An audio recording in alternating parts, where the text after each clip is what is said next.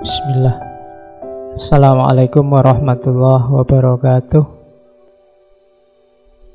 Bismillahirrahmanirrahim. Alhamdulillahi rabbil alamin. Wa bihi nasta'inu ala umurid dunya waddin. Allahumma salli wa sallim wa barik ala habibina wa syafi'ina sayyidina wa maulana Muhammadin wa ala alihi wa ashabihi wa man tabi'ahum bi ihsanin ila yaumiddin. Bismillah, kita lanjutkan ngaji kita. Kita angkat dari tokoh nasional, yaitu beliau Kiai Haji Ahmad Dahlan. Kalau pas sesi tokoh nasional ini saya lebih santai karena teman-teman mestinya lebih akrab. Jadi saya tidak harus detail menjelaskan tanggal lahirnya, riwayat hidupnya, macam-macam. Insya Allah sudah ngerti ya. Yang ngerti. Iya, yang enggak ya enggak. Padahal tentang tokoh-tokoh yang kita angkat bulan ini itu sebenarnya referensinya sangat banyak. Sampai difilmkan segala loh. Jadi beliau ini insya Allah teman-teman kenal. Salah satu founding father organisasi keagamaan paling besar dari dua organisasi besar. Jadi yang pertama NU, beliau ini pendiri Muhammadiyah. Teman-teman pasti sudah hafal wajahnya, sudah hafal namanya, beberapa gagasannya berseliweran, buku-buku banyak, novelnya ada, filmnya tadi saya bilang juga ada. Beliau ini dari sisi silsilah masih keturunan ke-12 Maulana Malik Ibrahim. Kemudian 2 kali berguru ke Mekah. Kemudian beliau ini pendidik, wirausahawan, pinter main biola, apalagi yang suka sepak bola, kemudian apalagi, dan lain-lain. Suka touring kemana-mana. Di antara yang unik dari beliau ini, kalau biasanya murid mencari guru, kalau beliau ini suka dakwah sambil jalan-jalan, door to door sambil dagang. Nah, itu khas. Oke, itu informasi pendek-pendek tentang beliau. Sisanya kalian harus belajar sendiri, harus baca. Kita langsung to the point, masuk ke gagasan-gagasan beliau tentang pendidikan.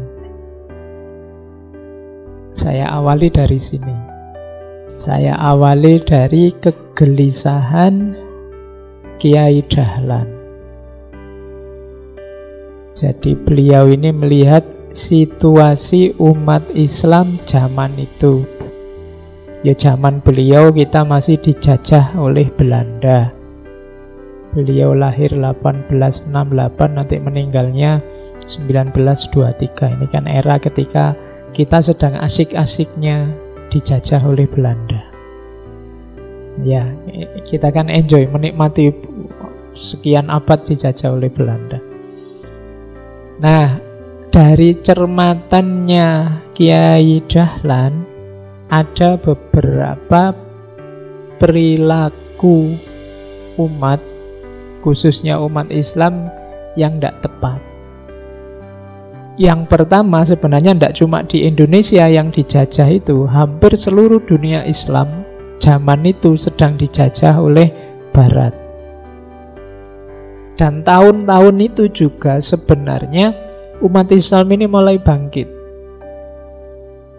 Jadi mulai gerakan-gerakan nasionalisme, kebangkitan itu di era ini. Ini Kiai Dahlan belajar waktu di Mekah, bertemu dengan ajaran-ajaran pembaharu dari Muhammad Abduh, dari Jalaluddin Afghani, dan juga muridnya Abduh, Syekh Rashid Ridho.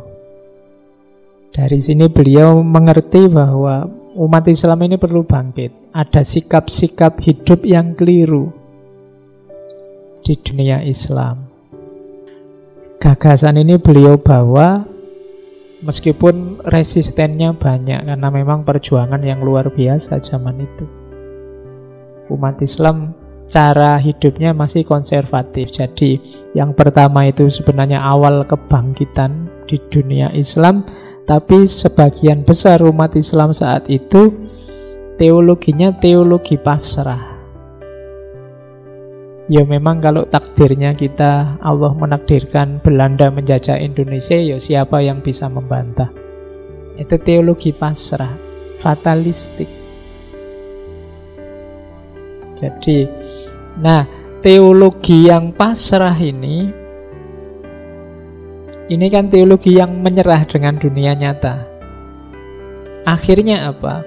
Umat Islam ini seringkali menyelesaikan masalah tidak dihadapi di dunia nyata, tapi dihadapi secara supranatural.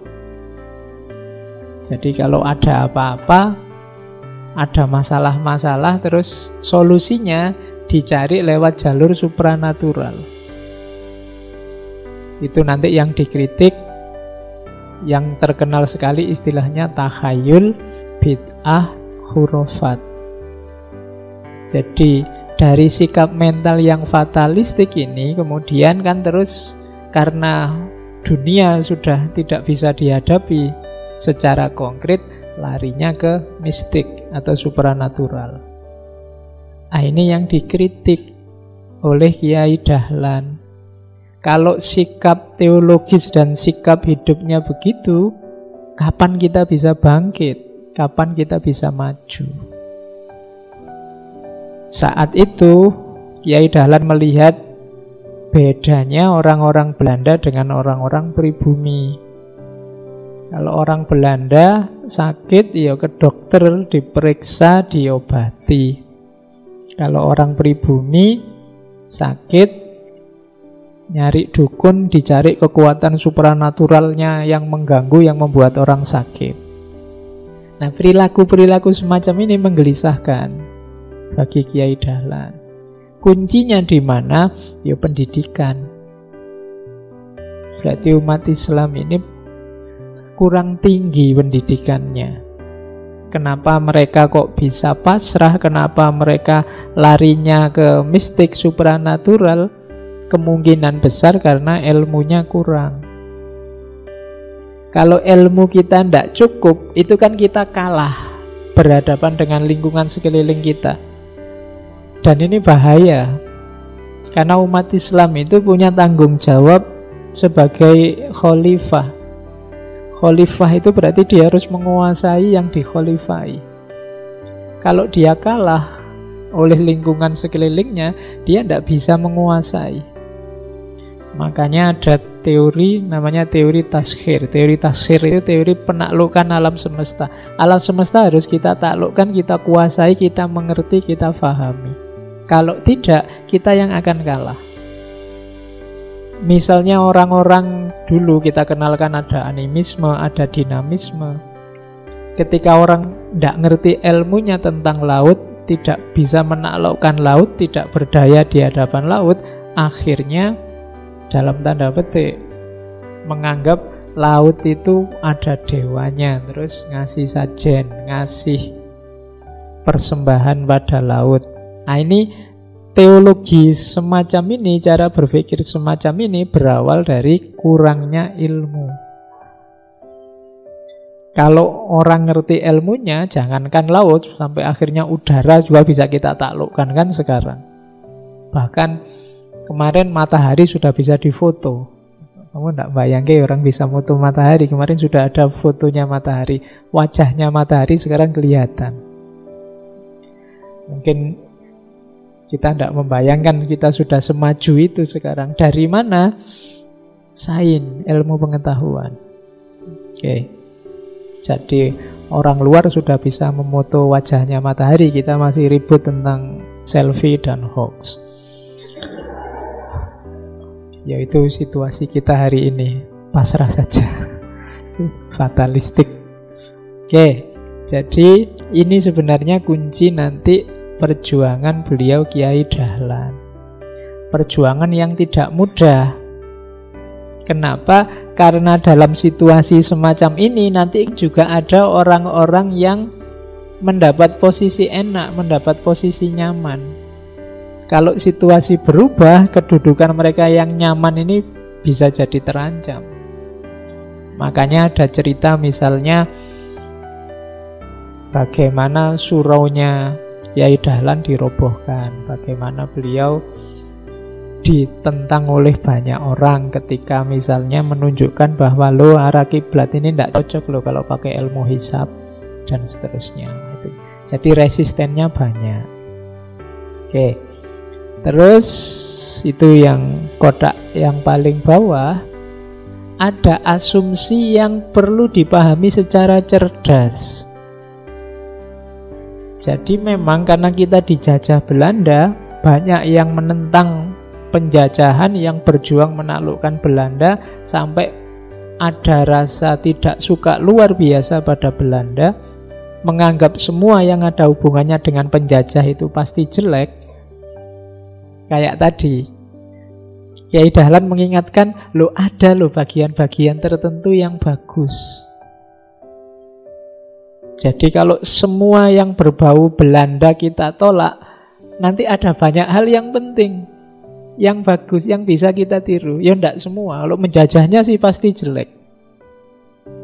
Tapi dalam hal tertentu, misalnya yang dilihat Kyai Dahlan saat itu, misalnya pendidikan.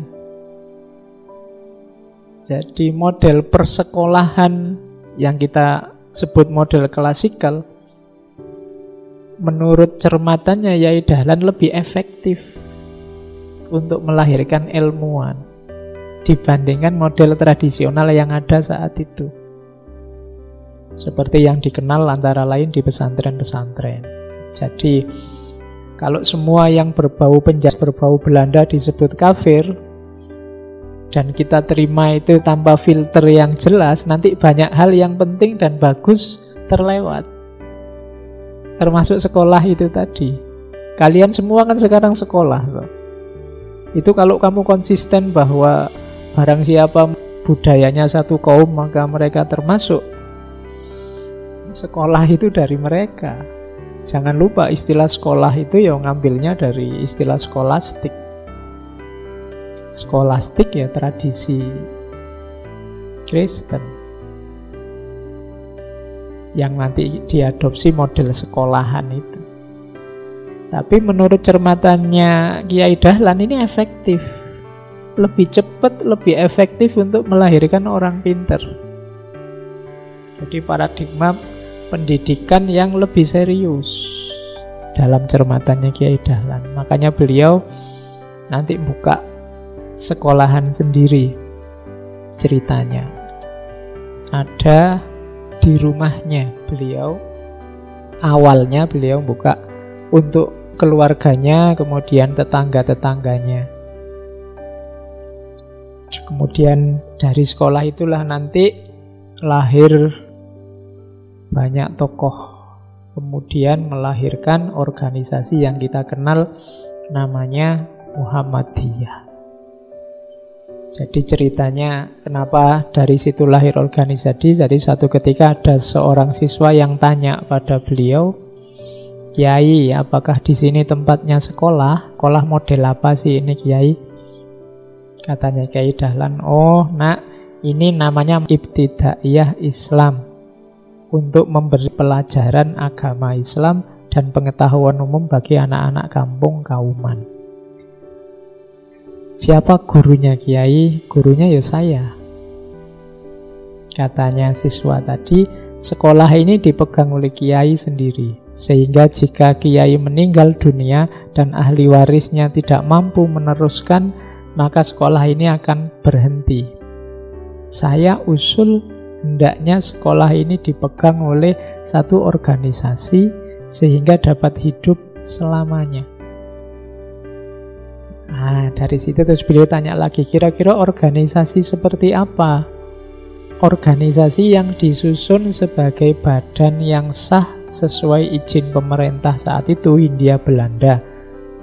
Misalnya seperti Perkumpulan Budi Utomo yang sekarang berdiri di Jogja. Dari percakapan ini nanti muncul ide untuk mendirikan organisasi. Dibikin proposalnya, minta izin ke pemerintah Hindia Belanda saat itu. Meskipun tidak turun-turun izinnya sekitar 2 tahunan. Karena Belanda juga takut nanti ini pengaruhnya besar. Melihat bagaimana sosok Kiai Dahlan yang, jadi beliau ini nanti dikenal juga di kalangan aktivis pergerakan termasuk Budi Utomo, karena beliau juga ngajar di beberapa sekolah Belanda. Oke, jadi itu aspek sejarahnya. Kalau ada yang lihat sekolahnya zaman dulu semacam itu gambarnya, ya. Masih belum ada wifi-nya zaman itu. Sekolahnya manual. Oke, kita mulai ke gagasan-gagasannya, dasar-dasarnya. Jadi beliau, Kiai Dahlan ini tidak pernah menulis buku khusus spesifik tentang gagasan-gagasannya, meskipun beliau pernah juga jadi jurnalis di beberapa majalah. Pikiran-pikiran beliau dirangkum, dibukukan, diterbitkan oleh murid-muridnya. Yang paling terkenal yang hari ini bukunya masih bisa diakses itu kan muridnya yang namanya Kiai Hasyid, yang bukunya judulnya 7 Falsafah Ajaran dan 17 Kelompok Ayat. Ini materi-materi yang paling sering disampaikan oleh Kiai Dahlan. Sebelum ke pendidikannya kita lihat apa sih dasar ajaran-ajaran beliau. Yang pertama, ini boleh kita jadikan prinsip hidup kita karena bagus-bagus. Yang pertama, kita manusia ini hidup di dunia hanya sekali. Untuk bertaruh, sesudah mati akan mendapat kebahagiaankah atau kesengsaraan. Dan ulama-ulama itu dalam kebingungan kecuali mereka yang beramal.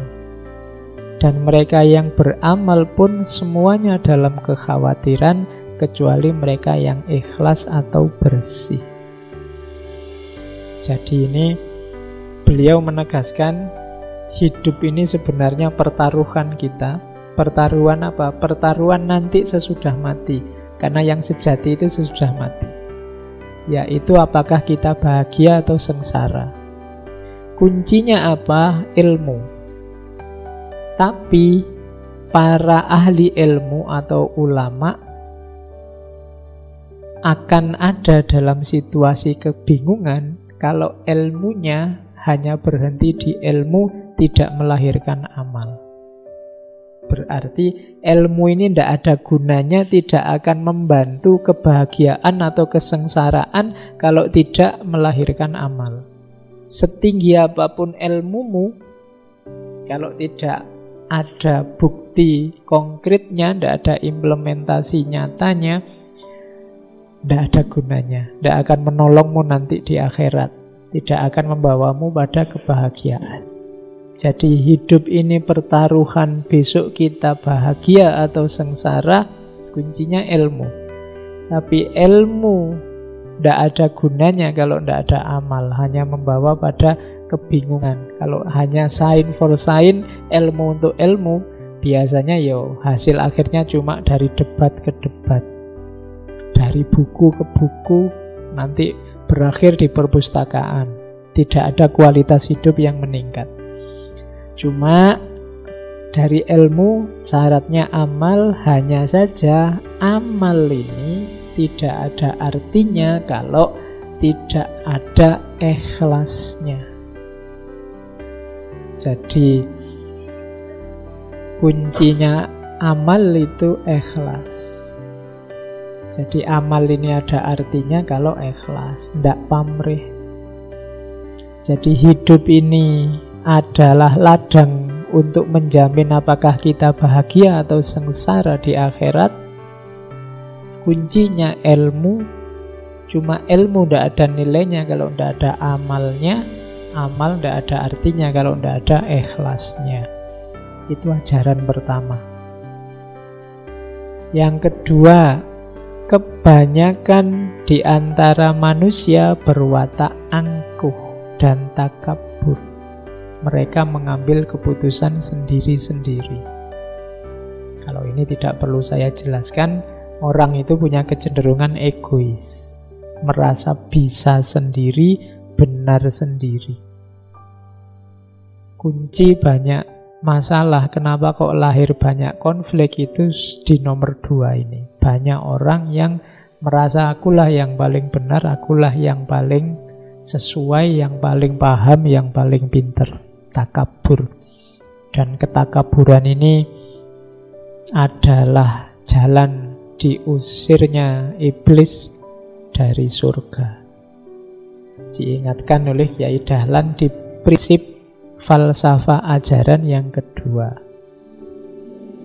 Jadi yang pertama, perhatikan tujuan hidup kita. Yang kedua, jangan sombong, jangan egois.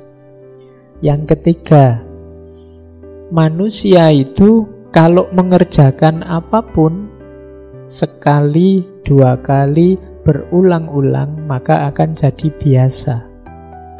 Kalau sudah menjadi kesenangan yang dicintai, maka kebiasaan yang dicintai itu sukar dirubah. Sudah menjadi tabiat bahwa kebanyakan manusia membela adat kebiasaan yang telah diterima, baik itu dari sudut keyakinan atau iktikad, perasaan, kehendak maupun amal perbuatan. Kalau ada yang akan merubah, mereka akan sanggup membela dengan mengorbankan jiwa raga. Demikian itu karena anggapannya bahwa apa yang dimiliki benar. Jadi ini pelajaran juga yang pertama, ingatlah manusia itu biasanya suka, cinta dengan yang sudah biasa mereka lakukan, yang biasanya mereka anggap kebenaran, yang biasanya mereka geluti setiap hari. Ini sebenarnya jebakan, karena kadang-kadang yang kita biasakan tiap hari itu sesuatu yang tidak pasti benar. Tapi kita terlanjur suka, terlanjur melekat di situ. Kenapa? Karena sudah kita ulang-ulang. Akhirnya apa? Kalau ada orang menemukan sisi kebenaran yang lain, mengkritik kita, terus kita resisten, kita tiba-tiba, ndak yang benar ya sudah ini. Sejak nenek moyang kita dulu yang dilakukan juga ini. Bahkan kita sanggup mengorbankan jiwa raga untuk yang kita anggap benar sebelumnya ini. Padahal yang kita anggap benar sebelumnya bisa jadi ada kelemahan-kelemahannya.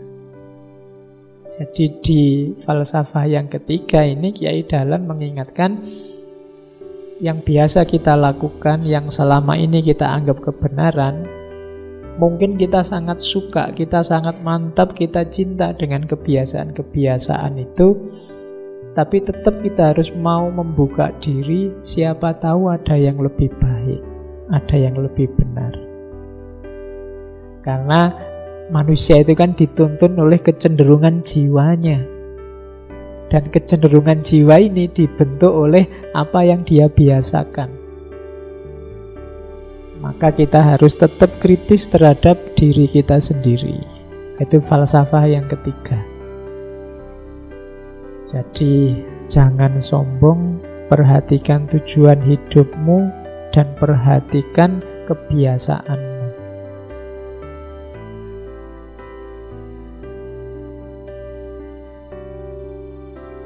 Terus yang keempat, kalau ini surat Al-Furqan. Adakah engkau menyangka atahsabu anna aksarohum ya'kilun aw yasma'un.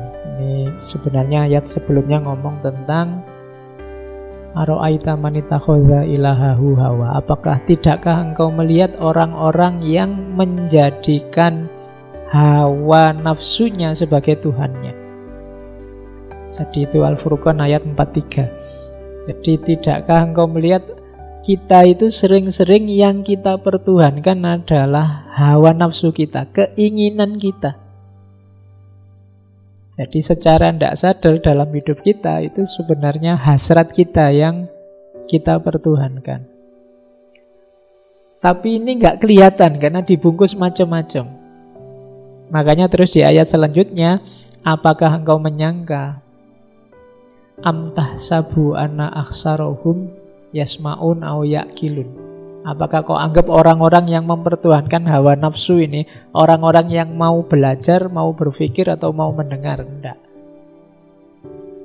Jadi inhum illa kal an'am balhum adallu sabila. Orang-orang ini sebenarnya seperti binatang, bahkan lebih sesat jalannya daripada binatang. Kalau binatang mengikuti nafsunya, keinginannya, wajar, wong binatang tidak ada akalnya, tidak ada budinya. Tapi kalau nafsu, manusia kok mengikuti nafsunya, hasrat keinginannya saja, dia lebih rendah dari binatang. Kenapa? Sama-sama mengikuti hasrat nafsunya, manusia ini punya perangkat untuk tidak begitu. Kalau dia seperti itu, berarti dia adallu sabila. Ini katanya Al-Quran loh ya. Jadi kalau ada orang kok gugu karepe dhewe apa, mempertuhankan keinginannya sendiri, hawa nafsunya sendiri, dia sebenarnya lebih sesat daripada binatang. Oke, itu pedoman yang keempat. Jangan mempertuhankan hasrat nafsumu sendiri. Yang kelima, manusia tidak menuruti, tidak mempedulikan sesuatu yang sudah terang bagi dirinya. Artinya dirinya sendiri, pikirannya sendiri sudah mengatakan itu benar, tetapi ia tidak mau menuruti kebenaran itu karena takut kepada kesukaran, takut berat, dan macam-macam yang dikhawatirkan. Karena nafsu dan hatinya sudah terlanjur rusak, berpenyakit akhlak, hanyut dan tertarik oleh kebiasaan buruk. Jadi falsafah yang kelima mengajarkan pada kita sebenarnya sebagian besar orang itu sudah tahu mana baik, mana buruk, mana yang harus dia hindari, mana yang harus dia lakukan. Seusia teman-teman yang hadir ini, meskipun masih mahasiswa, masih hitungannya masih muda, itu wis ngerti, ilmumu sudah lengkap tentang baik buruk, yang boleh dilakukan, yang jangan dilakukan. Hanya saja masalahnya ada banyak ketakutan dalam diri kita yang membuat kebaikan-kebaikan, kebenaran-kebenaran yang dalam pengetahuan tidak wujud dalam tindakan. Takut capek, takut sulit, males, apalagi ketakutan-ketakutan ini yang membuat kamu tahu sebenarnya mana baik, mana buruk, mana bagus, mana tidak bagus. Tapi kenapa tidak jalan? Karena itu tadi, pertimbangan-pertimbangan yang tidak seharusnya. Saya pingin loh Pak rajin sholat malam, rajin tahajud gitu. Tapi nanti kalau saya sholat malam, kalau paginya ngantuk gimana? Paginya kan saya harus kuliah jam 7 lagi. Bukan mau alasanmu kan, kamu bikin-bikin. Saya pingin sih Pak sebenarnya rajin puasa hari Senin, hari Kamis. Tapi nanti kalau saya makannya tidak teratur, kalau asam lambung gimana? Kamu kan pinter kalau bikin alasan-alasan kayak gitu. Kamu bikin-bikin sendiri ketakutanmu. Oke. Jadi saya tuh pingin loh Pak jujur. Tapi kalau saya terlalu jujur nanti jangan-jangan kelihatan cupu atau lugu gitu Pak. Kamu sudah tahu kok sebenarnya mana yang baik, mana yang buruk, tinggal kamu mau atau tidak. Nah, itu falsafah yang kelima. Jangan cari-cari alasan lah. Diakui saja, ya Pak saya salah ini Pak. Itu lebih mending daripada kamu cari-cari alasan untuk menjustifikasi absenmu dari kebaikan. Terus yang keenam, kebanyakan pemimpin-pemimpin rakyat belum berani mengorbankan harta benda dan jiwanya untuk berusaha tergolongnya umat manusia dalam kebenaran. Malah pemimpin-pemimpin itu biasanya hanya memperalat manusia yang bodoh dan lemah. Oke, yang nomor 6 ini tidak perlu saya jelaskan, di medsos banyak. Kamu sudah ngerti, nyari contohnya juga banyak. Oke, yang ketujuh, pelajaran terbagi dua. Yang pertama belajar ilmu, yang kedua belajar amal. Semua pelajaran harus dengan cara sedikit demi sedikit, setingkat demi setingkat. Demikian pula dalam belajar amal, harus dengan cara bertingkat. Kalau setingkat saja belum mengerjakan, tidak perlu ditambah. Oke, jadi kita ini mencari ilmu, perhatikan selain belajar teorinya, belajar juga bagaimana cara mempraktekkannya. Selain belajar teori ikhlas, ya harus belajar bagaimana mempraktekkan ikhlas. Selain belajar teori apapun, kamu cari cara mempraktekkannya biar ilmu itu manfaat. Yang kedua, belajar apapun dan menjalankan, mengamalkan apapun, perhatikan step-stepnya, selangkah demi selangkahnya. Jangan ambisius. Kalau pas lagi semangat, wah semalam tahajud mulai jam 12 malam sampai menjelang subuh. Kalau pas lagi males, itu 5 tahun kemudian ora tahajud belas. Itu kamu ndak melihat tahapan-tahapannya. Jiwamu itu, dirimu itu tergantung caramu membiasakan. Tadi falsafah yang keberapa itu. Kalau kamu setahap demi setahap, jiwamu terbiasa nantinya. Kalau memang di dosis kecil kamu sudah nyaman, tinggal nambah dosis. Jangan tiba-tiba dosis besar, kamu bisa keracunan. Pelan-pelan, selangkah-selangkah. Kalau tidak biasa sholat tahajud, ya diawali misalnya tahajudnya sebelum tidur, atau sebentar sebelum subuh, misalnya tidak apa-apa. Nanti kalau lama-lama terlatih bisa lebih agak malam sedikit. Jadi dilatih. Kalau jiwamu terlatih, nanti kamu sampai pada level kalau tidak tahajud tidak enak, atau kalau tahajud sedikit tidak enak. Kenapa? Karena jiwamu sudah terbiasa. Kalau tidak biasa puasa, misalnya di sebulan itu yang sunnah-sunnah ada Senin Kemis, ada Ayyamul Bid, ada macam-macam.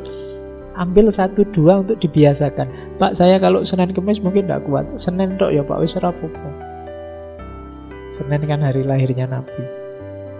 Puasa mungkin dapat kira-kira 3-4 bulan karena sudah biasa nambah Kemis.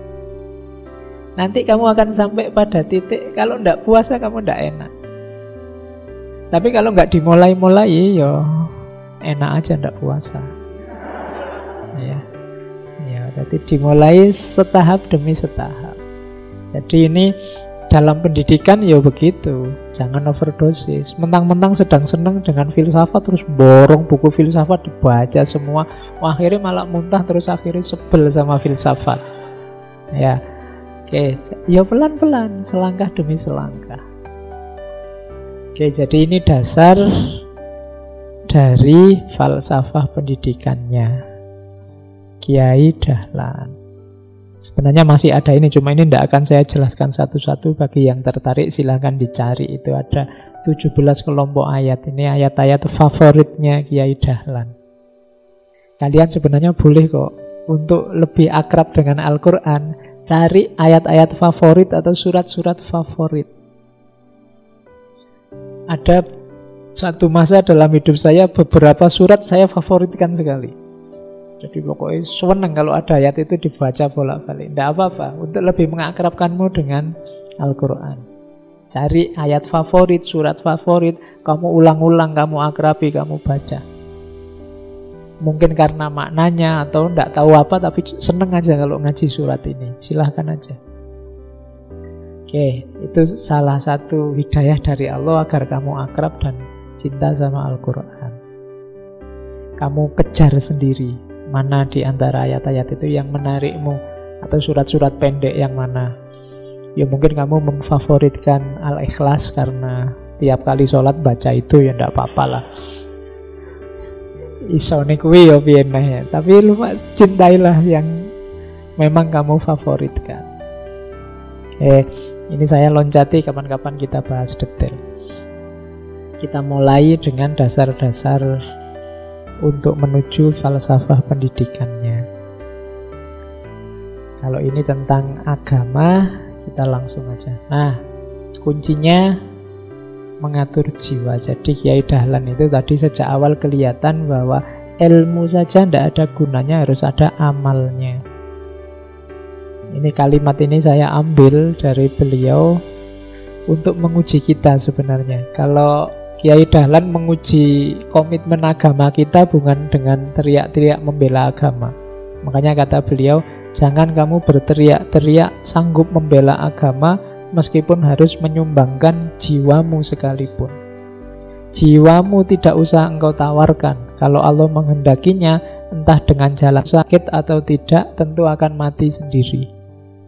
Tetapi beranikah kamu menawarkan harta bendamu untuk kepentingan agama? Itulah yang lebih diperlukan pada waktu saat ini. Zaman itu, jadi Kiai Dahlan menyindir, sudahlah tidak usah teriak-teriak, jiwa raga aku berikan untuk agama. Sudahlah, kalau waktunya mati, mati sendiri. Itu kan kalimat itu waktunya itu. Sekarang hartamu saja. Seberapa banyak kamu siap berkorban untuk agama, wes. Biasanya kan kalau sudah teriak-teriak gitu, ayo ada sumbangan berani berapa, sudah kelewes-kelewes nggak mau minggir. Jadi justru untuk menguji komitmenmu pada agama, berapa banyak kamu mau keluar harta untuk bantulah orang sekelilingmu yang tidak mampu itu. Justru ukurannya di situ. Kalau berkorban jiwa gampang, kalau pada saatnya kamu mati-mati sendiri, tenang aja. Kalau sudah sampai waktunya, tidak perlu dideklarasikan, tapi justru dengan pengorbanan harta ini sebenarnya kelihatan sejauh mana kamu berani berkorban untuk agama. Zaman Nabi, para sahabat kan kalau begitu Nabi ini kita mau perang butuh biaya besar, itu sahabat kan berlomba-lomba, banyak-banyakan sedekah. Ada yang separuh hartanya, ada yang semua hartanya. Nah sekarang ini ujian buat kita juga. Jadi Kiai Dahlan nyindir, ayo wes kalau memang siap membela agama, berani ndak semua hartamu atau sebagian hartamu disumbangkan untuk kepentingan agama. Justru ukurannya di situ. Itulah yang diperlukan sekarang. Wong kita tidak sedang perang. Karena tidak sedang perang ya ndak butuh korban jiwa, kita cuma butuh korban harta. Kalau ini saja tidak, ya berarti perlu dipertanyakan komitmennya. Ini sindiran dari Kiai Dahlan. Oke, kemudian juga perhatikan kalimatnya Kiai Dahlan, termasuk dalam pendidikan. Kamu tidak mau menjalankan tugas amal itu karena kamu tidak biasa, bukan. Kenapa kok kita tadi sedekah berat? Mungkin karena kita memang tidak biasa. Oke, kalau memang tidak biasa, beruntunglah. Mari saya ajarkan soalnya itu. Jadi kalau sudah dapat dan mengerti, kamu harus menjalankan. Dan soalnya kalau kamu tidak mau, asal tidak mau saja, siapa yang dapat mengatasi orang yang sengaja sudah tidak mau? Jadi maksudnya Kiai Dahlan, kalau masalahnya kamu belum ngerti, saya ajari. Kalau masalahnya kamu belum terbiasa, ayo kita biasakan. Tapi sebenarnya masalahnya tidak di situ. Sebagian besar masalah kita adalah kita tidak mau. Kita sudah tahu banyak sekali kebaikan, keutamaan, fadilah, macam-macam. Kenapa tidak jalan? Bukan karena kita tidak ngerti ilmunya, bukan karena kita belum terbiasa. Kalau tidak ngerti ilmunya, belajar. Kalau belum terbiasa, ayo dibiasakan. Problem besarnya adalah kita tidak mau. Gitu loh. Wong sudah ngerti, modalnya juga sudah ada, cuma kita tidak mau. Kalau sudah tidak mau, ya siapa yang bisa mengatasi sudah. Disuruh ini moh, disuruh itu moh, ya wis. Gimana lagi wong sudah moh. Untuk mengatasi moh itu kan harus dipaksa, tapi masuk agama harus paksaan. Jadi kalau problemnya tidak mau, ya agak berat. Karena siapa yang bisa mengatasi orang yang sengaja tidak mau? Nah, problem besar kita sebenarnya di sini. Orang-orang yang dengan sengaja tidak mau. Kalau urusan dalil sih gampang, kita cari banyak dalil-dalil, banyak ilmu. Kalau urusan tidak terbiasa, belum pengalaman, ya ayo pelan-pelan, setahap demi setahap tadi. Tapi ternyata problemnya kita tidak mau. Ya termasuk kebaikan tahajud tadi, termasuk sedekah tadi. Wong kita memang awalnya tidak mau. Kalau sudah tidak mau, ini kayak saya bilang tadi, mental block. Sudah terblokir di awal. Mengatasinya susah, satu-satunya yang bisa ngatasi ya diri kita sendiri. Jadi berarti apa? Mulai sekarang kuncinya dibuang hambatan tidak mau tadi. Saya mau. Insya Allah saya awali pelan-pelan untuk beramal baik sejauh yang saya tahu. Nanti lama-lama jiwamu akan terbiasa. Nah ini pelajaran dari beliau Kiai Dahlan. Oke, kita awali dari filsafat pendidikannya. Ini kalimat dari beliau yang terkenal sekali. Istilahnya juga kan dipakai hari ini masih. Dadiya kiai sing kemajuan. Ojo kesel anggonmu nyambut gawe kanggo Muhammadiyah. Jadi di kalimat ini ada 3 makna. Yang pertama kesolehan, yang kedua kemajuan, keilmuan, dan yang ketiga pengabdian. Jadi itu kan ada kiai, keywordnya kan di situ, kemajuan dan nyambut gawe. Jadi mengabdikan ilmu dengan dasar kemajuan, dengan basis kekiaian. Jadi ada kesolehan, ada kealiman, ada ya alim, ada amil. Amil itu pekerja. Jadi kuncinya pendidikan itu alurnya seperti itu. Dilandasi dengan kesolehan, akhlak yang baik, kemudian penguasaan keilmuan. Disitulah nanti akan lahir kemajuan, baru setelah itu pengabdian. Kalau tidak ada landasan kekiaian, kesolehan, ya nanti kita tidak punya dasar. Kehilangan kerangka hidup kebaikan tadi.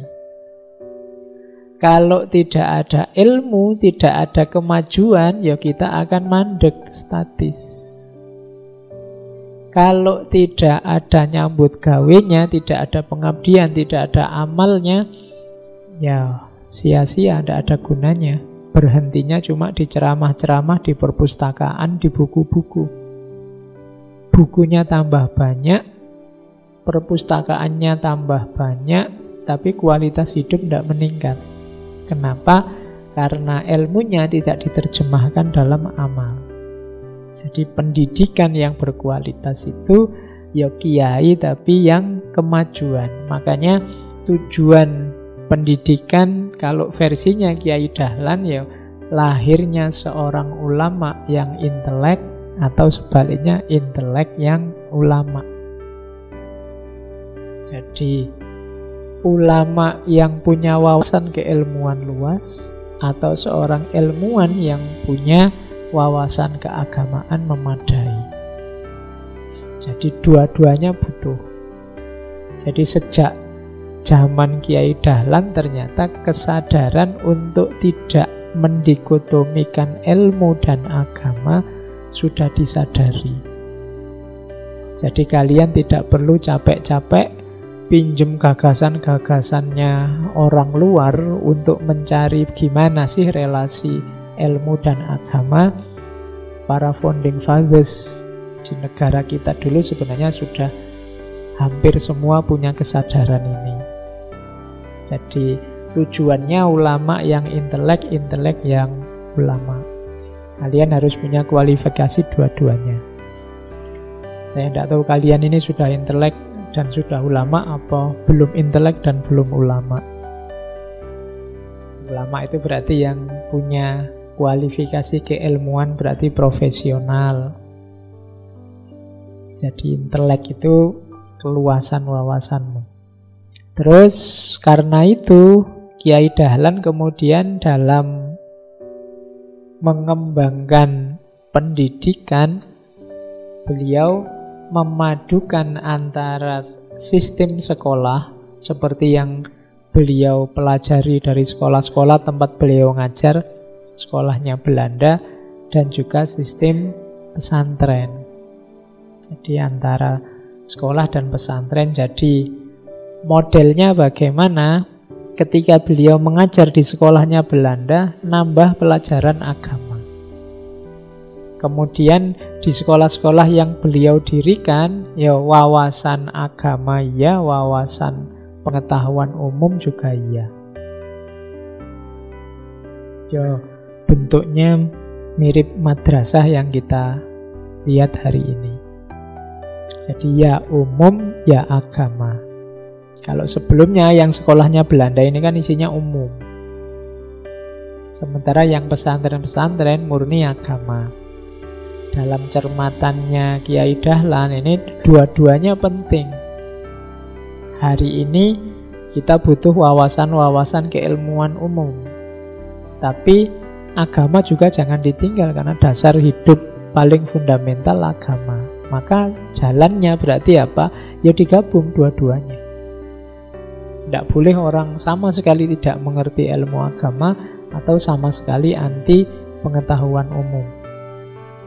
Kalau kita tidak menguasai yang umum-umum, kita akan dijajah di situ. Jadi kalau kita tidak menguasai ilmunya, seperti saya bilang tadi, kita akan dijajah oleh yang menguasai ilmunya. Kalau kita ketinggalan agama, ya kita kehilangan hal yang fundamental. Kita kehilangan identitas paling asasi dalam kehidupan beragama kita. Maka dua-duanya harus ada. Itulah maka cita-citanya Kiai Dahlan itu pendidikan yang integral, pendidikan yang antara umum dan agama nyambung.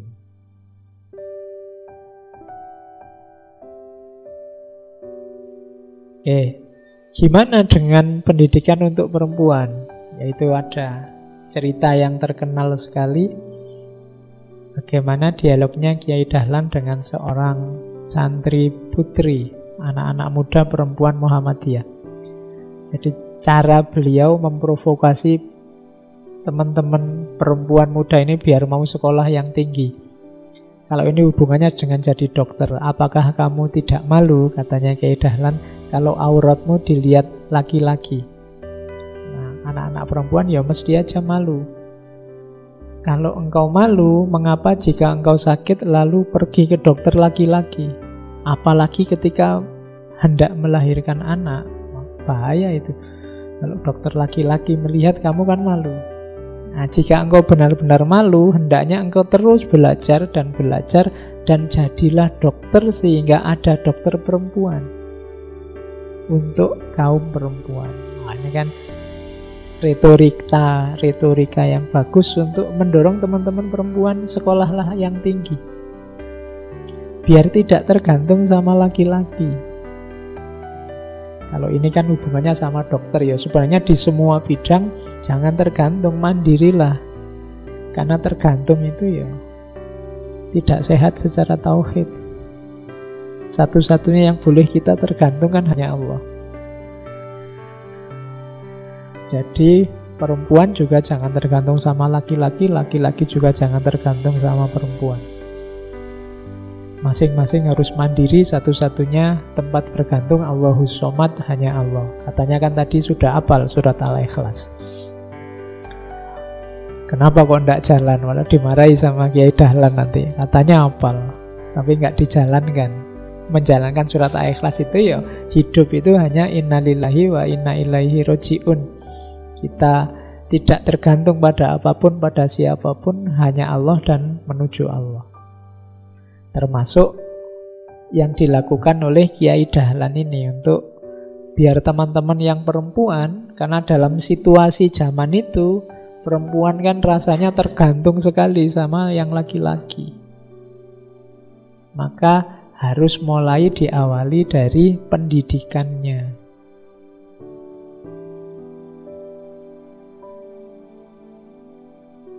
Terus, ini yang menarik. Kiai Dahlan termasuk tokoh yang menganjurkan pendayagunaan akal. Termasuk beliau menganjurkan, para intelektual muslim harus belajar ilmu mantek, logika. Jadi, kenapa? Kita memahami alam semesta ini, kalau logikanya tidak jalan, nanti jangan-jangan belajar fisika, matematika cuma dihafalkan. Gunanya logika apa? Mengelola teori-teori, bagaimana menerapkannya, bagaimana memahaminya secara pas, kemudian diterapkan dalam kehidupan sehari-hari. Di antara kelemahan umat Islam, katanya Kiai Dahlan, adalah jarang mendayagunakan akal. Padahal akal itu sumbernya ilmu. Tidak ada gunanya mendorong orang belajar menguasai ilmu, tapi akalnya tidak dipakai. Jadi kuncinya manusia justru ada pada akal budinya. Maka katanya Kiai Dahlan harus belajar. Termasuk belajar filsafat ini kan belajar mendayagunakan akal. Karena itu fasilitas yang paling utama yang diberikan oleh Allah pada manusia. Jadi ilmu butuh akal. Kalau sudah dapat ilmu harus diamalkan. Cuma amal ini tidak ada harganya kalau tidak ada ikhlas di dalamnya. Urut-urutannya sejak tadi kan begitu. Oke, terus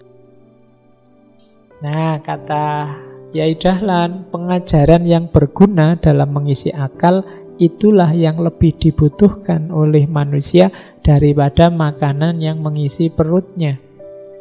Dan mencari harta benda dunia itu tidak lebih payah dari mencari pengetahuan yang berguna dalam memperbaiki perbuatan dan kelakuan. Jadi, akal yang berfungsi itu lebih penting dari makanan untuk mengisi perut. Kalau hanya makanan untuk mengisi perut, pada saatnya bisa habis kalau akalnya macet. Tapi kalau akal jalan, meskipun makanannya tidak banyak, dia bisa diatur, bikin strategi gimana caranya dapat makanan lagi. Maka makanan untuk mengisi perut itu levelnya di bawah pengetahuan untuk mengisi akal.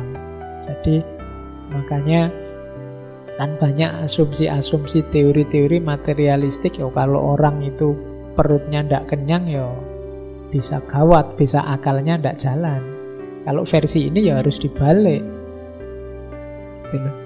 Akal yang nyetir perut, jangan perut yang nyetir akal.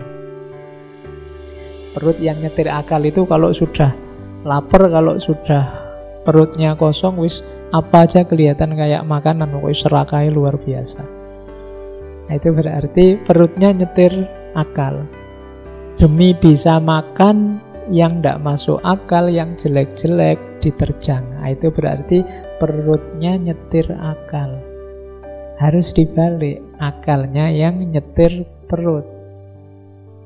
Jadi hidup secara cerdas. Terus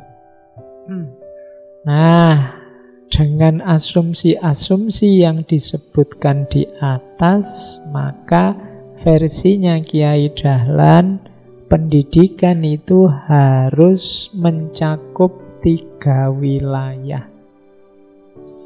Yang pertama, pendidikan moral. Yang kedua, pendidikan individu. Yang ketiga, pendidikan kemasyarakatan. Pendidikan moral itu akhlak. Jadi umat harus kuat di akhlak dengan dasar pasti Al-Quran dan Sunnah. Ini yang tadi kita sebut sebagai pelajaran untuk mencetak orang yang soleh. Materinya moral, akhlak. Yang kedua baru pendidikan individu. Ini baru yang kita sebut profesionalitas. Yang belajar fisika ya profesional di fisika, yang belajar pertanian profesional di pertanian, yang belajar perikanan profesional di perikanan. Ini namanya pendidikan untuk individu. Yang ketiga, jangan lupa pendidikan kemasyarakatan.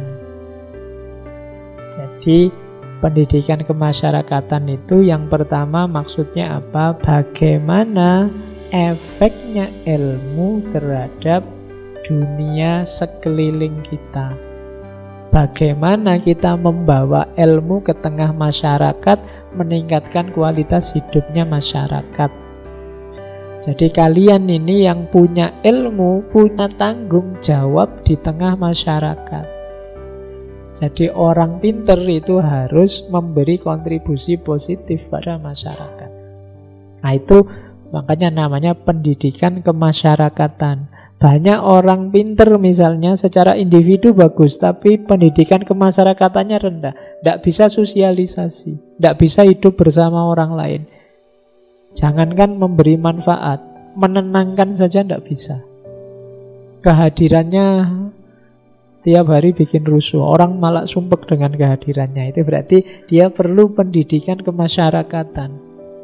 Ilmunya sih tinggi, tapi orang lain susah dengan kehadirannya. Begitu dia muncul, masalah nasional lahir. Misalnya, itu berarti ya pinter sih, cuma ya perlu pendidikan kemasyarakatan. Kadang-kadang kebenaran-kebenaran yang luar biasa, tapi karena wawasan kemasyarakatannya rendah, kebenaran yang dibawa malah kontraproduktif, melahirkan konflik-konflik, melahirkan masalah-masalah baru. Jadi bukan salah ilmunya, tapi salah penerapannya. Kenapa perlu pendidikan kemasyarakatan? Banyak orang dengan ilmunya malah membingungkan masyarakat.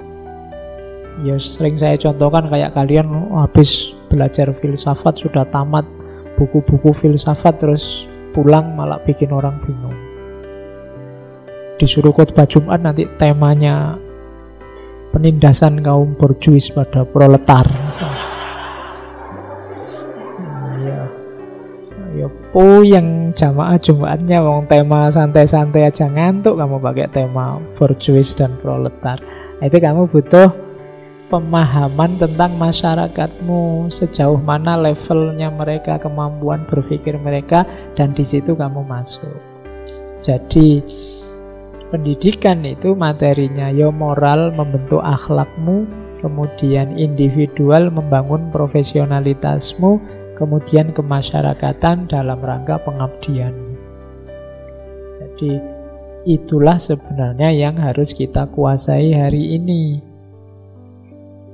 Meskipun ini diteorikan zaman dulu oleh Kiai Dahlan, sampai hari ini masih relevan.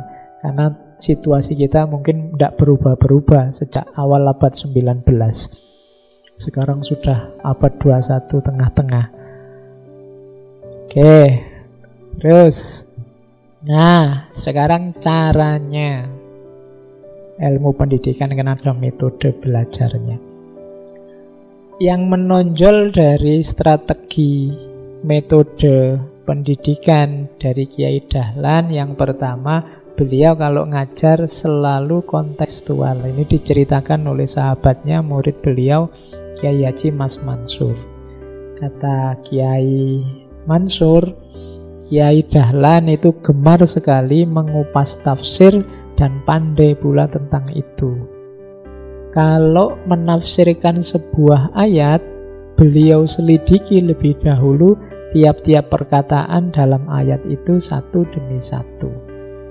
Beliau lihat kekuatan atau perasaan yang terkandung oleh perkataan itu di dalam ayat-ayat yang lain. Barulah beliau sesuaikan dengan keadaan. Hingga keterangan beliau itu hebat dan dalam serta tepat. Jadi di antara strateginya Kiai Dahlan kalau ngajar, selain dia mendalam, dia juga kontekstual. Kontekstual itu setelah menjelaskan detail ilmunya, kemudian dijelaskan juga relevansinya dengan kehidupan hari ini. Jadi hubungannya apa dengan situasi hari ini, itu namanya kontekstual.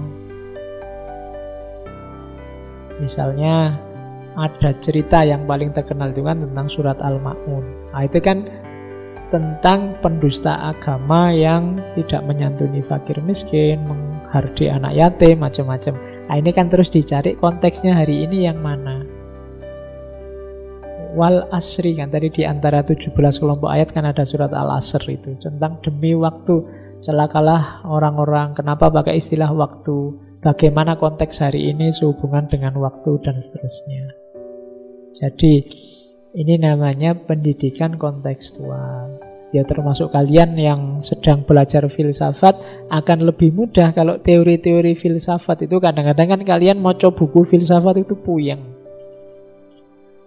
Vertigomu kumat kalau ketemu filsafat. Nah itu cara agak mudah apa? Cari relevansinya dengan kehidupan. Kira-kira kalau hal semacam ini dalam kehidupan kita sekarang itu yang dibidik hidup kita bagian yang mana? Ketika Nietzsche bilang bahwa mental kita itu mental budak, misalnya, kira-kira dalam kehidupan kita sehari-hari contohnya orang yang mentalnya budak itu seperti apa?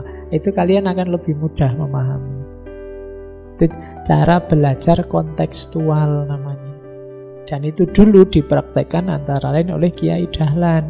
Begitu beliau mengupas satu ayat dengan tafsirnya, terus ditunjukkan ayat ini kalau dalam situasi hari ini relevan dengan fenomena A, B, C. Itu orang lebih mudah menangkapnya. Kalian kalau jadi guru juga antara lain ya harus mampu menjelaskan secara kontekstual. Biar muridmu atau mahasiswamu paham, oh yang dimaksud hubungannya dengan realitas ini. Jadi itu metode pertama, metode kontekstual.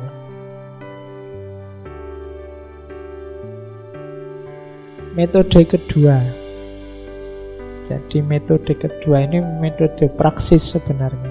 Ilmu jangan cuma dihafalkan tapi dijalankan. Ada cerita terkenal sekali antara Kiai Dahlan dengan muridnya Haji Suja namanya. Jadi Kiai Dahlan ini kalau kuliah subuh sering sekali mengulang-ulang surat Al-Ma'un. Ra'aital ladzi yukadzibu biddin. Nah ini ada muridnya yang bosen, iki bolak-balik Al-Ma'un terus, mungkin gitu. Saya dulu juga punya ustadz yang tiap kali ceramah ayatnya wal asri tadi. Ayat apa aja wal asri. Nah ini Kiai Dahlan juga terkenal dengan Al-Ma'unnya.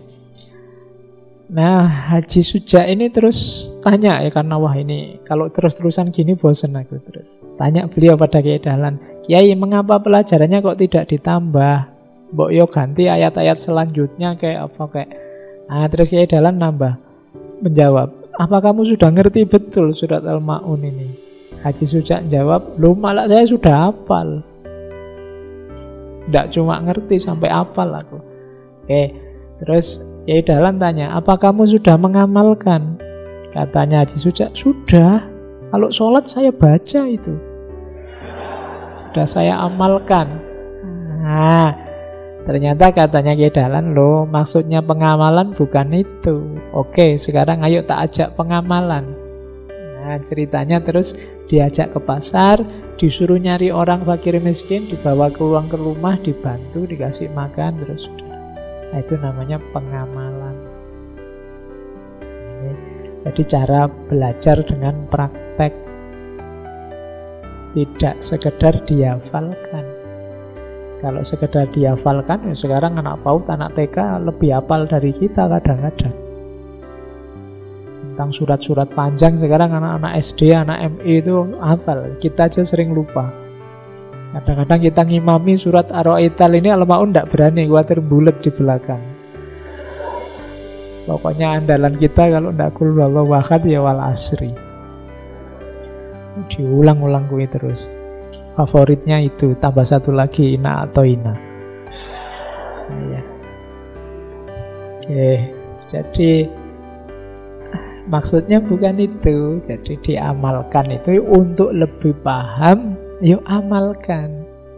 Kalau sudah diamalkan, disitulah terletak rahasianya bahwa ayat sudah kita pahami. Jadi mengajar dengan cara melihat situasi konkret. Ya kalau hari ini mungkin kalau bahasa ilmu-ilmu selain Al-Quran namanya praktikum. Ada praktikumnya. Nah, kita belajar agama itu ya praktikumnya antara lain di tengah masyarakat. Menyantuni fakir miskin, mengasihi anak yatim itu ya praktek no.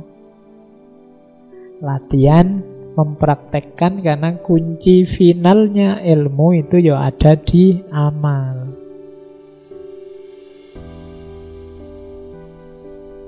Terus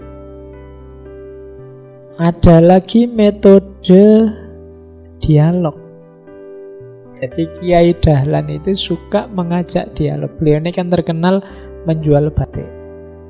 Jadi menjual batik dari rumah ke rumah kemudian ngobrol. Kalau filsafat ya kayak Socrates itu jalan-jalan muter ngejak orang dialog, ngejak orang ngobrol. Bahkan termasuk di sekolah. Beliau suka dengan metode dialog. Satu ketika ada murid baru di sekolahnya beliau, terus Kiai Dahlan tanya, kalian mau pengajian apa? Muridnya jawab, begini Kiai, kalau biasanya kalau kita pengajian ya kita tidak tahu ini pengajiannya apa, yang penting guru ngajinya, terserah guru ngajinya. Kayak ngaji filsafat ini, kamu temanya apa, kan terserah aku. Nah, yang tidak mutu yang seperti itu. Terus dijawab oleh Kiai Dahlan, kalau begitu nanti yang pinter hanya guru ngajinya. Nah, kayak kita, kalau modelnya kayak gini kan yang pinter terus saya kan. Aku belajar terus untuk ngasih materi kamu tinggal cengenges-cengenges di situ. Jadi ini contoh pendidikan yang jelek itu kan ada. Kamu itu namanya pembelajaran kontekstual. Kamu langsung paham kan, oh ini contoh yang jeleknya. Jadi katanya Kiai Dahlan, lo jangan begitu, nanti yang pinter hanya guru ngajinya. Kata muridnya, kalau para murid hanya mengikuti guru saja, apa ya kalian mau yang seperti itu? Kalau pengajian di sini, kalian yang menentukan apa yang ingin kalian ketahui. Dimulai dengan bertanya. Pertanyaan itu kunci gerbang untuk memasuki dunia ilmu pengetahuan. Jadi beliau menyarankan ya pendidikan kalau ingin efektif ya ada dialognya, ada tanya jawabnya. Dulu ngaji kita juga ada tanya jawabnya, tapi terus selesainya jadi malam, akhirnya dialognya setelah bubar, kamu bubar kita dialog di sini. Nah memang sesinya terbatas. Atau kalau mau nanti kita dialog lagi tapi selesainya tambah malam. Kadang-kadang ada pertanyaan-pertanyaan yang lucu-lucu kan kalau ada dialog itu. Pak, saya sudah umur berapa ini tidak ketemu-ketemu jodoh. Nah itu kan kalau di forum kan malu, kalau sendiri-sendiri di sini tidak apa-apa. Jadi kalau Kiai Dahlan maunya dialog. Ada cerita yang terkenal sekali tentang tidak cuma dialog. Karena Kiai Dahlan ini bisa memainkan biola. Jadi satu ketika ada santrinya yang tanya, Kiai, agama itu apa sih? Terus ceritanya Kiai Dahlan ngambil biolanya, terus kamu dengarkan ya, saya main biola. Riwayatnya lagu yang dimainkan lagu sebenarnya Jawa, Asmarandono. Jadi dimainkan pakai biola, muridnya mendengarkan karena indah, bagus. Setelah itu ditanya oleh Kiai Dahlan, gimana komentarmu tentang musik tadi? Indah sekali Kiai, tenang, tentram, rasanya damai. Agama itu seperti itu. Sekarang gantian, kamu yang main biola. Muridnya terus, enggak enak Kiai, coba. Saya enggak bisa Kiai, coba aja, main aja, enggak apa-apa. Main ya, karena enggak bisa, suaranya enggak karu-karuan, rusak. Gimana kamu komentari permainan musikmu tadi? Enggak enak Kiai, rusak, wong saya enggak bisa main biola. Nah, seperti itu juga agama kalau enggak ada ilmunya. Agama itu kalau ada ilmunya, indah, menenteramkan, damai. Tapi kalau tidak ada ilmunya, kamu menggunakannya secara ngawur, malah merusak telingamu. Dia malah mengacaukan. Kenapa? Kamu kurang ilmu. Jadi kamu gunakan tidak sesuai porsi, proporsinya, tidak pas, mengacaukan harmoni. Karena kamu tidak pegang ilmunya. Penjelasan model gini kan muridnya langsung paham. Daripada kamu ceramah, ayo dihafalkan. Definisi agama adalah menurut tokoh A ini, menurut tokoh B ini. Tidak nyambung, tapi begitu dijelaskan sederhana kamu langsung menangkap. Seperti itu maksudnya agama. Nah, itu strategi yang digunakan oleh Kiai Dahlan dalam metode mengajarnya. Oke, selanjutnya perhatikan dalam proses belajar mengajar sikap mentalnya. Etos seorang guru dan etosnya murid. Guru, dasar etosnya adalah kesediaan untuk memberikan ilmu dan teladan yang baik. Ini etos sudah. Guru tidak boleh eman-eman, ini ilmunya penting, disampaikan besok-besok aja. Kalau pas muridku ngundang terus bayar mahal baru tak sampaikan. Kalau yang ini enggak, itu berarti dia enggak punya etos seorang guru. Guru itu berikan saja yang terbaik, enggak ada yang disembunyikan. Jadi memberikan ilmu dan teladan yang baik. Jadi di antara tugasnya seorang guru itu tidak sekedar mengajarkan kebenaran, tapi juga meneladankan kebenaran. Etosnya harus ini. Kemudian kalau seorang murid, etosnya dua. Dia terbuka, mau dan siap belajar. Murid tidak boleh tertutup. Murid tidak boleh datang pada guru membawa kotak yang sudah ada isinya. Jadi murid harus siap, terbuka, menerima apapun yang diberikan oleh gurunya. Sikap mental dasarnya ini. Karena kalau muridnya sudah membawa macam-macam, ya ilmu gurunya tidak masuk. Bisa jadi nanti gegeran sama gurunya. Jadi kalau sudah memposisikan diri jadi murid, dia harus terbuka dan siap diberi. Kalau memposisikan jadi guru, dia harus siap memberi dan meneladankan. Kalau tidak siap memberi, masih eman-eman, Pak, saya ilmunya mahal ini, kalau buat ngajar gratisan kayak gini ya mending. Nah, itu berarti kamu tidak bakat jadi guru. Jadi kamu harus siap dengan etos guru kalau memang jadi guru, dan kalau jadi murid siap dengan etos murid. Jangan ada murid yang ingin ngetes guru nih, ini guruku pinter tenan ora, coba kan. Nah, jadi harus siap menerima kalau kamu posisinya sebagai seorang murid. Jadi itulah yang diajarkan oleh Kiai Dahlan. Oke. Kalau ini kalimat terkenal sekali, ditulis di papan tulis di kamarnya Kiai Dahlan, tapi dalam bahasa Arab. Tapi ini bahasa Indonesia ya. Kalau dalam bahasa Arab nanti kamu vertigomu kumat lagi.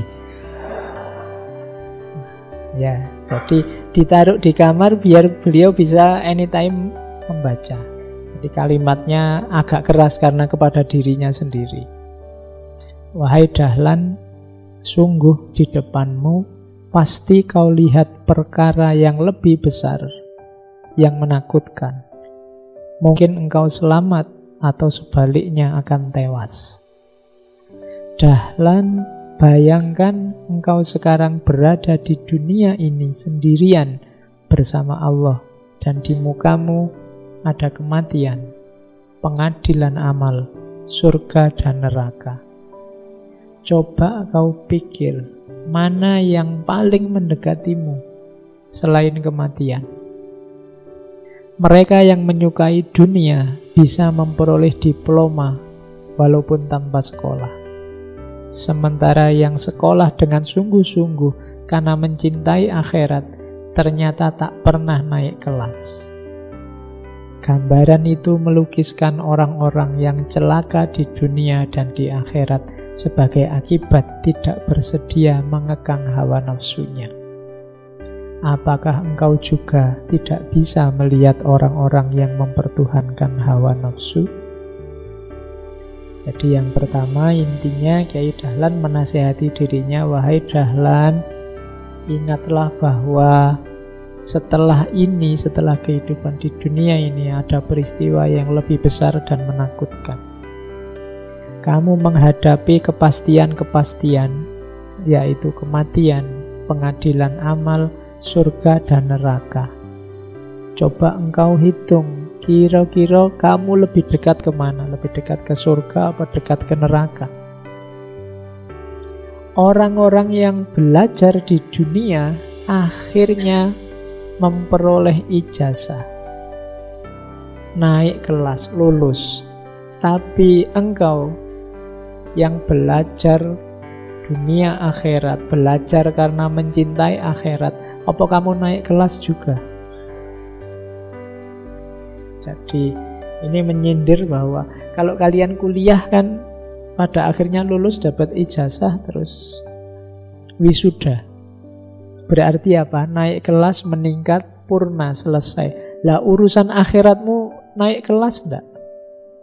Kamu mulai SMA, SMP, sekarang kuliah, sebentar lagi menikah, kira-kira level akhiratmu naik juga enggak? Dulu dari SMA ke kuliah, agamamu naik juga enggak? Jadi kalau sekolah bisa naik kelas, ternyata kadang-kadang urusan akhirat tidak pernah naik kelas. Kenapa bisa begitu? Karena tidak bisa mengekang hawa nafsunya. Apakah engkau juga tidak bisa melihat orang-orang yang mempertuhankan hawa nafsu? Nah, ini surat Al-Furqan 4344 tadi. Jadi ini setiap hari Kiai Dahlan melihat tulisan ini di kamarnya, menasehati dirinya. Kamu sudah naik kelas belum? Level akhiratmu sudah lebih tinggi belum? Wong sekolah aja ada naik kelasnya, ada lulusnya, ada wisudanya. Kamu kok ndak naik-naik kelas? Kalau ndak naik kelas di dunia, kamu malunya luar biasa. Kalau ndak naik kelas di akhirat gimana? Lebih bahaya lagi karena dia lebih besar dan lebih menakutkan. Nah itu waktu Kiai Dahlan menasehati dirinya sendiri. Kalian boleh bikin tulisan seperti Kiai Dahlan itu, sesuaikan dengan situasimu masing-masing, biar ada pengingatnya. Kamarmu ada gambarnya apa? Ada tulisannya apa? Ayo, itu nanti menunjukkan siapa dirimu. Oke, saya tidak tahu kalau anak kos-kosan hari ini kamarnya gambar apa. Jangan-jangan dicoret-coret dewe sama itu, ditempeli KHS yang jatuh nilainya. Terus, ini kalimat yang sering sekali disampaikan pada murid-muridnya. Harus bagaimana biar diriku selamat dari api neraka? Beramal apa, menjauhi dan meninggalkan apa? Karena selamat dari neraka itu lebih didahulukan daripada jalan menuju surga. Terus, nah, ini beberapa quotes terakhir dari Kiai Dahlan. Ini mengingatkan kita semua, saya bawa. Mula-mula agama Islam itu cemerlang, tapi kemudian makin suram. Tetapi sesungguhnya yang suram itu manusianya, bukan agamanya. Agama bukanlah barang yang kasar. Artinya ajaran yang mencocokkan kesucian manusia. Sesungguhnya agama bukanlah agama lahir yang dapat dilihat. Amal lahirnya itu adalah bekas dan daya dari ruh agama. Jadi maksudnya Kiai Dahlan, Islam itu bagus, Islam itu paling baik, paling bercahaya, paling cemerlang. Tapi kok rasa-rasanya tambah lama tambah suram? Itu bukan karena Islamnya yang suram, tapi manusianya. Karena agama ini ajaran, dia tercerminannya ada dalam diri manusianya. Agama bukan barang yang kelihatan. Makanya istilahnya kayak Dahlan, agama bukan barang yang kasar. Yang menerjemahkan dan memahami agama dalam kehidupan itu manusia. Kok rasanya gara-gara agama hidup ini tambah ruwet?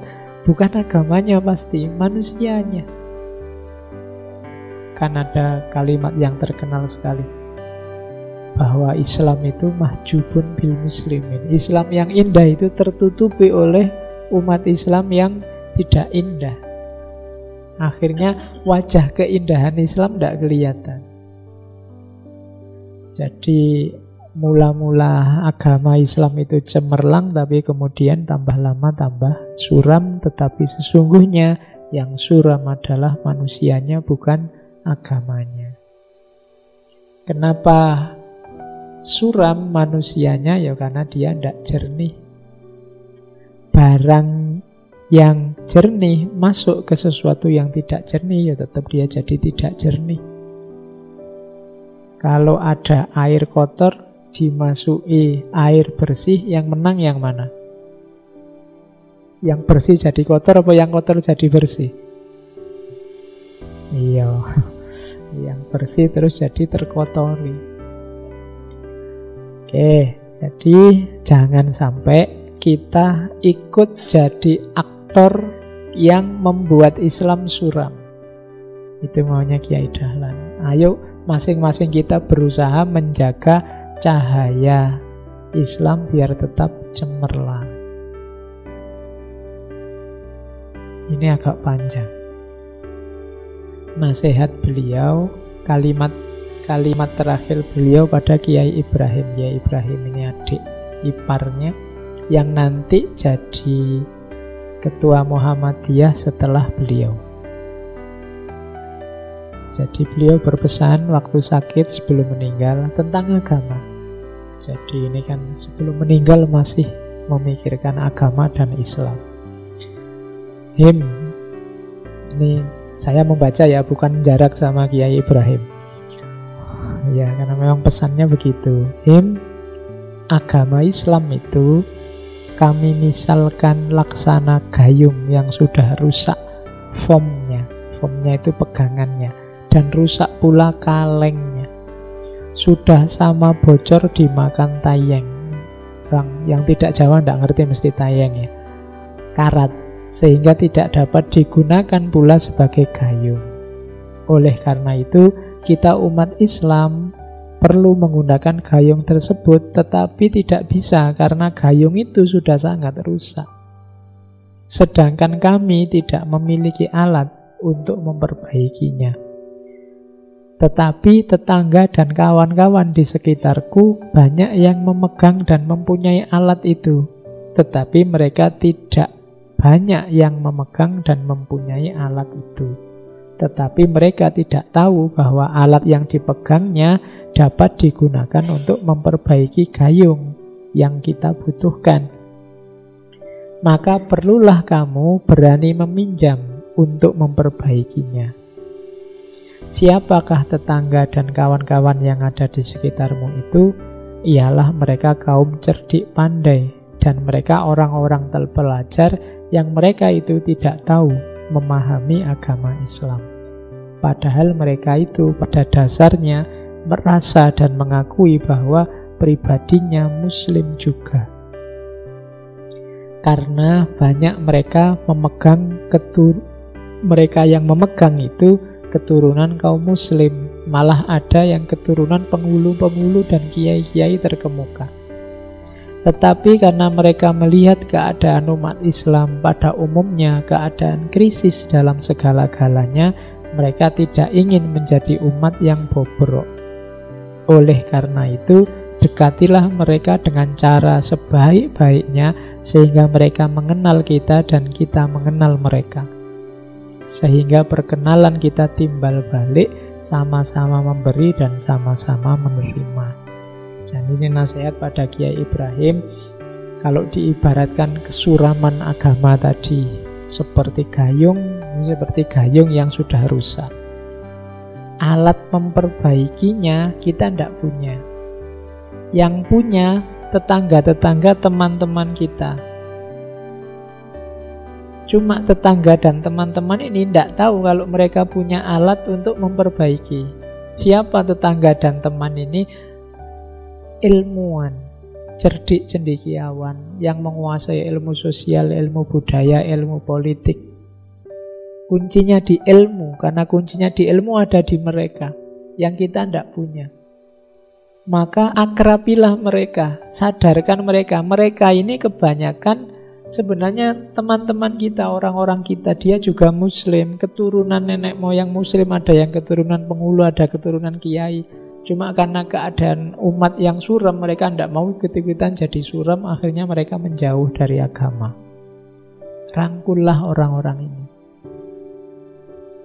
Mereka yang punya alat untuk memperbaiki gayung kita yang rusak. Itu tadi antara lain jalannya mempertemukan ilmu umum dan ilmu agama. Yang belajar ilmu umum diberi wawasan tentang agama, yang sudah kuat agamanya diluaskan pengetahuannya dengan ilmu-ilmu umum. Kunci cemerlangnya lagi agama Islam adanya memang di ranah ilmu. Nah, itulah pesan waktu beliau sedang sakit sebelum meninggal. Jadi beliau masih memesan agar umat Islam yang intelektual, umat Islam yang pintar, yang pandai harus kita rangkul untuk bekerja sama bersama-sama menjayakan lagi, mencemerlangkan lagi Islam. Oke, ada quote-quote terakhir. Ini silahkan dipahami sendiri kalau ini mudah dipahami. Apa yang bisa membuat orang Islam yang baik juga bisa membuatnya jadi warga negara yang baik. Tidak usah khawatir kalau Pak, saya ini Islam yang Indonesia apa Indonesia yang Islam, sudah usah ruwet-ruwet. Kalau kamu menjalankan ajaran Islam dengan baik, tidak akan nabrak negara. Kamu menjalankan konstitusi negara dengan konsisten juga tidak akan nabrak Islam kok. Dua-duanya kompatibel. Wong yang bikin konstitusi negara juga saudara-saudara kita yang Muslim juga. Jadi apa saja yang bisa membuat orang Islam baik juga bisa membuat kita jadi warga negara yang baik. Oke, karena kebaikan-kebaikan dalam rumusan konstitusi negara dan dalam Islam kan sifatnya universal. Sama-sama baik. Oke, kita dapat mengukur kemiripan kita dengan Nabi dengan melihat kepekaan kita terhadap penderitaan sesama. Jadi, kalau ada yang punya misi, saya ingin semirip mungkin hidup saya dengan Kanjeng Nabi, katanya Kiai Dahlan, bukan di wajah, bukan di kostum, bukan di gaya, tapi di kepekaan kita terhadap penderitaan orang lain. Semakin kita peka dan peduli dengan penderitaan sesama, semakin kita mirip dengan Kanjeng Nabi. Karena Kanjeng Nabi punya watak semacam ini. Jadi yang ingin niru Kanjeng Nabi, silahkan pekalah, latihlah kepekaanmu terhadap kesulitan, terhadap kemalangan orang lain. Maka semakin kuat kepekaan kita, semakin mirip kita dengan Kanjeng Nabi. Masih ada beberapa, bisa dibaca sendiri ya. Keislaman bukanlah Allah ada dalam jiwamu, tetapi kehidupan Islam menjadi nyata dalam perilakumu. Jadi Muslim yang sejati itu tidak hanya Allah ada dalam dirimu, tapi bagaimana engkau menerjemahkan perilakumu sehari-hari sesuai dengan tuntunan Islam. Kasih sayang dan toleransi adalah kartu identitas orang Islam. Tolong-menolong adalah sikap orang Islam dalam berinteraksi. Oke, itu quote-quote. Kalau ini insya Allah kalian sudah paham lah 3 yang terakhir. Jadi intinya beliau ingin mengajak kita, yang pertama terbebas tadi dari sikap-sikap mental yang fatalistik, kemudian merebut kembali peradaban Islam dengan bekal ilmu, tapi jangan berhenti hanya di mencari ilmu, tapi juga ilmu yang berimplikasi ke amal, dan amal yang dilandasi keikhlasan dengan tujuan dan metode seperti dijelaskan sebelumnya. Oke, saya kira itu malam hari ini tentang pendidikan menurut Kiai Haji Ahmad Dahlan. Kurang lebihnya mohon maaf. Wallahul muwafiq, wallahu a'lam bissawab. Wassalamualaikum warahmatullahi wabarakatuh.